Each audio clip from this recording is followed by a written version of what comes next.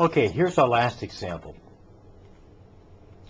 Say you're cooking. Say you're making manicotti, and this manicotti recipe requires 5 eggs. Well, you've got a dozen eggs to choose from, so you're fine there. However, unknown to you, 3 of the 12 eggs are bad, and you don't even know it, let alone which ones.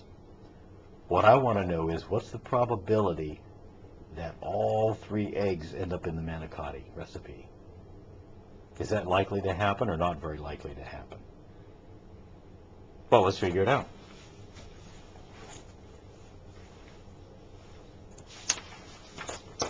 We know that the probability of an event happening is the fraction, and I'm not going to write it out again, but I'm going to recall it here.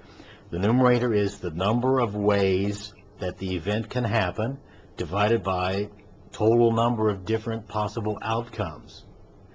And the event is that all 3 bad eggs get chosen for the recipe. Okay. Well, neither one of these is very straightforward. We've got a little bit of work to figure out the number of possible different outcomes and just the number of ways that that event can happen. So let's start with the denominator first. What are all the possible ways it can happen? All the possible outcomes. So here we go. Question number 1. We have to ask ourselves, once we've used an egg, chosen it for the recipe, are we allowed to reuse it? Now that sounds almost silly, doesn't it? The answer to that, of course, no. Once you've chosen an egg, you can't choose it again. You have to pick another egg so that you end up with 5 eggs altogether. You can't choose one egg 5 times. That's obvious. So that means we go on to question number 2, which is, does the order in which I choose the eggs make any difference? When I line up those eggs, does it matter what order they're in? No, eggs are eggs. Who cares? As long as I got 5 eggs, I got them, right? So again, the order doesn't matter. So this means we're talking about a combination. So now we can write in the form of what we'd enter in the calculator anyway, we can write down exactly what to do for the denominator. So that is, given that we have 12 to choose from, we're going to choose 5. This will tell me all the different possible arrangements of 5 eggs out of 12. Okay, now the top is a little more complex, because remember the top's going to be made up of good eggs and bad eggs. And we have to consider those separately. So let's talk about the bad eggs first. Okay? We know that the event is that all 3 bad eggs get chosen. Okay? So we have 3 bad eggs to choose from, and all 3 get chosen. Well, that sounds like, given 3 to choose from, we're going to choose all 3 of them. Okay? Now, if you put that in a calculator, you find out that's just the number 1. That can happen one way. If you think about it, that makes sense. There's one way to pick all 3 things. There's one way, and there they are.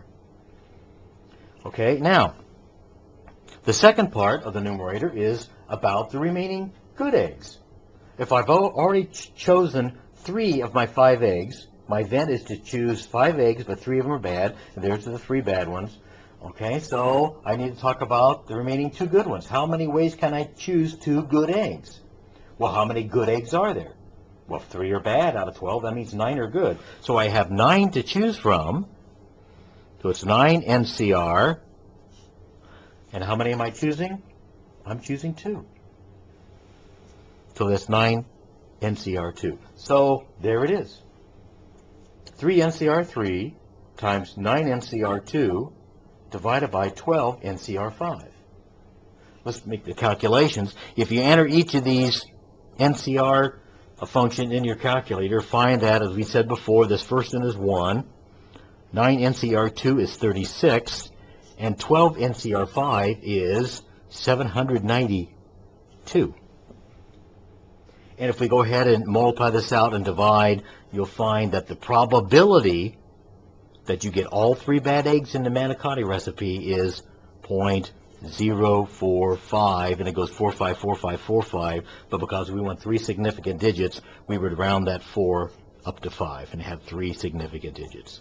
So that's approximately 4.5%, which is not very likely to happen. That would be a very rare occurrence. to get all three of them.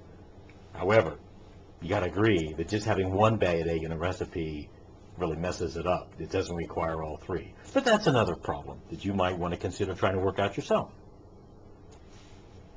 Okay, this concludes our discussion of examples of problems involving permutations, combinations, and so forth.